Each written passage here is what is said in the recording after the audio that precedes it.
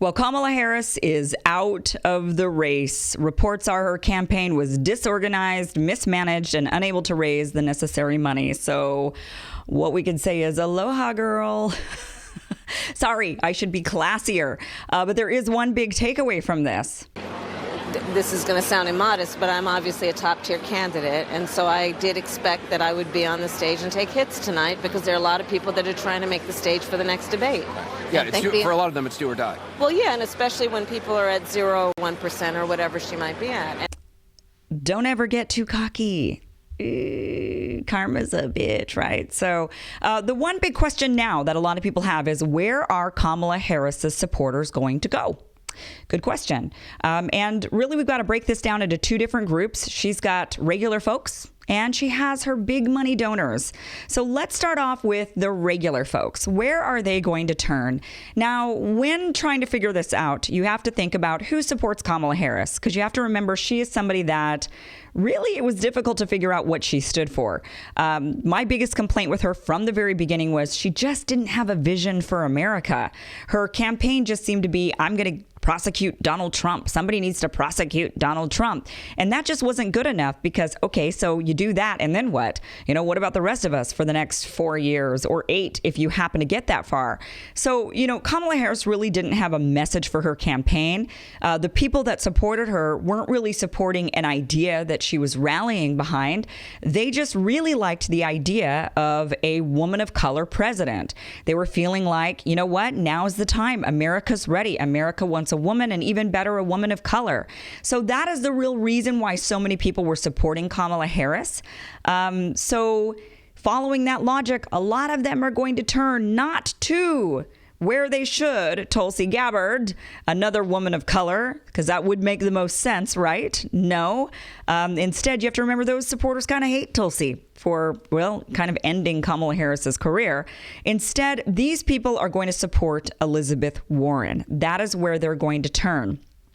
Now, remember, when it comes to Elizabeth Warren, the things that turn off many of us progressives, her issues with taking large money, she's kind of flip-flopped on that a bit. Also, she's hesitated a bit or kind of has an incrementalist idea a bit into Medicare for all, and that's been a big turnoff for a lot of people. That's probably what's cost her in the polls lately. Those things that turn off the progressive wing of the party are not going to be the turnoffs for these Harris supporters. Remember, they were supporting Kamala Harris. Kamala Harris, I don't even know where she stood for Medicare for all because she kept flip-flopping on that over and over and over again. I think she finally settled for, we'll do Medicare for all in 10 years.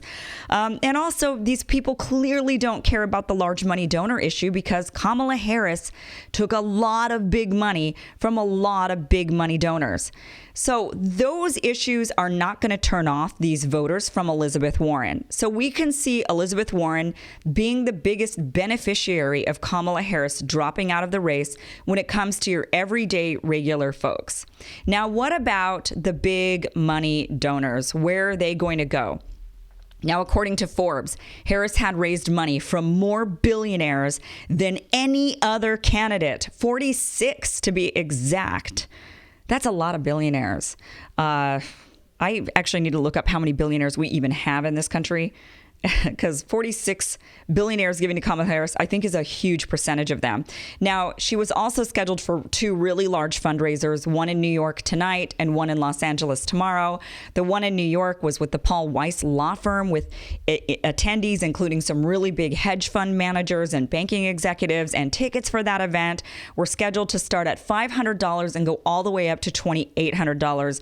So events like that, she's excluding little people like us, and she's just going after the big wigs. And, those people are showing up to those events because they want to be able to influence the future president. That is the problem with events like these. She also had another fundraiser scheduled for tomorrow night in Los Angeles, hosted by Ari Emanuel, who is a big Hollywood agent. But you remember his brother, Rahm Emanuel, was Obama's former White House chief of staff, and he was also the Chicago mayor. And that was also going to be co-hosted by former Facebook president, billionaire Sean Parker. So she had some real big money donor people in her pocket, 46 billionaires, powerful people. Also, Hillary Clinton Now, this is another thing that I spoke about in another video, but a big question is going to be, where are these Hillary Clinton foreign policy advisors and big Hillary Clinton supporters? Where are they going to go? Now, Hillary essentially had given Kamala Harris her foreign policy advisory team. And also, of course, Kamala Harris shared her sister with Hillary Clinton. Her sister was one of Hillary Clinton's senior advisors. And of course, being Kamala's sister, was running her campaign. So the big question is, where are all these people going to go?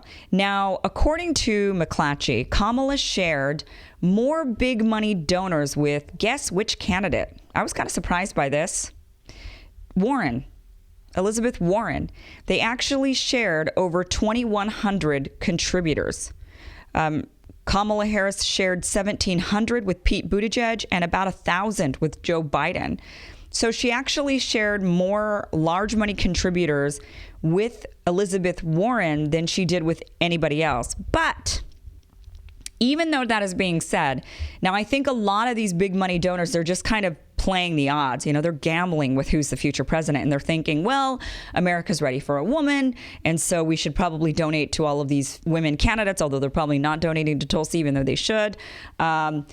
And I'm sure they're just thinking, okay, so let's just bet on one of these two women. And once again, we're just lining their pocketbooks, and whoever ends up in the White House, great, we've helped them out, and, you know, maybe we'll get some favors out of them or whatever. So, I think a lot of people just kind of had that sentiment, but you have to think about those who have more of an agenda and who are they going to go and grease.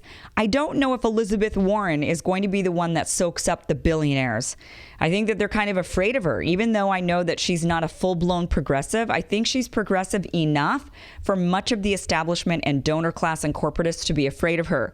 So I do think that a lot of those big money donors, the billionaire class, the CEOs, the execs, the banking executives, the hedge fund executives, I think all of those guys, including Hillary Clinton's foreign policy team, is going to be heading over to Buttigieg.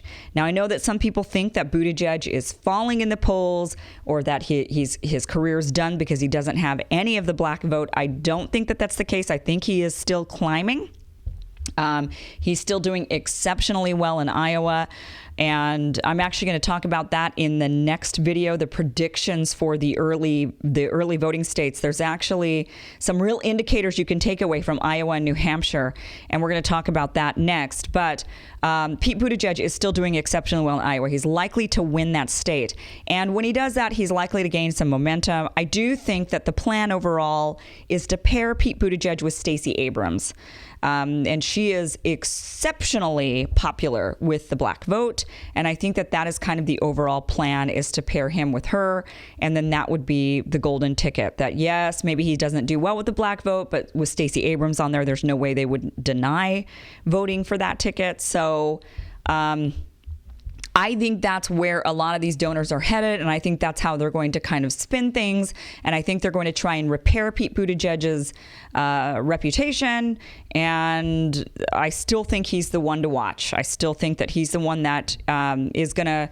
And I say one to watch. I'm not saying I support him. That seems to be confusing for people at times. I just say he's one to watch, in that I think that he's the donor class, the corporatists, the establishment's favorite person right now, because they realize that Joe Biden is just ultimately going to trip over himself and continue to decline, not only in the polls, but mentally. So I think they're still putting their focus on the dark horse, Pete Buttigieg.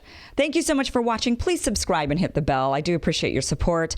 And like I said, next video, I'm going to do this right now. So I'm going to get this out there for you, and then hang on. Another one's coming, and it is going to be about those early state predictors and what it means to win Iowa and New Hampshire. That is coming up next.